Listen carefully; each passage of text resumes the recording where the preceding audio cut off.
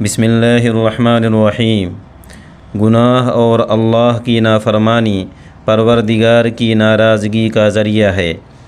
عام طور پر آدمی ظاہر میں لوگوں کے ڈر، خوف اور شرم و حیا سے بہت سی حرام چیزوں اور گناہوں سے دور رہتا ہے، لیکن تنہائی میں بے خوف گناہوں میں مبتلا ہو جاتا ہے۔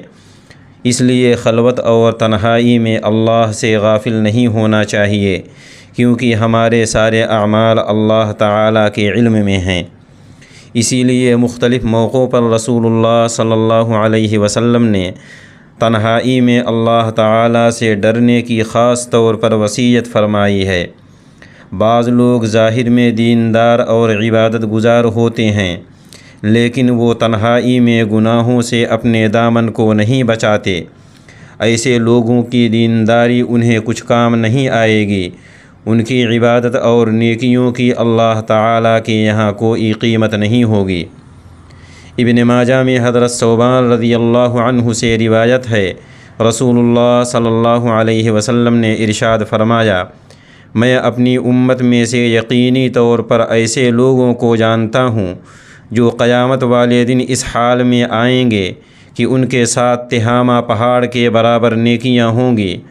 اللہ تبارک و تعالی ان نیکیوں کو ہوا میں اڑا کر غبار بنا کر غارت کر دے گا۔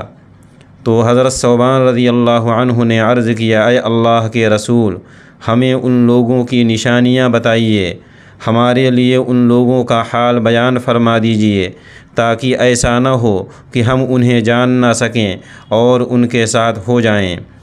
تو رسول اللہ صلی اللہ علیہ وسلم نے ارشاد فرمایا، وہ لوگ تم لوگوں کے دینی بھائی ہوں گے اور رات کی عبادت میں اسی طرح حصہ لیں گے جس طرح تم لوگ لیتے ہو، یعنی تم لوگوں کی ہی طرح قیام اللیل کیا کریں گے اور رات میں نمازیں پڑھیں گے، لیکن ان کا معاملہ یہ ہوگا کہ جب وہ لوگ اللہ تعالیٰ کی حرام کی ہوئی چیزوں اور کاموں کو تنہائی میں پائیں گے تو انہیں استعمال کریں گے۔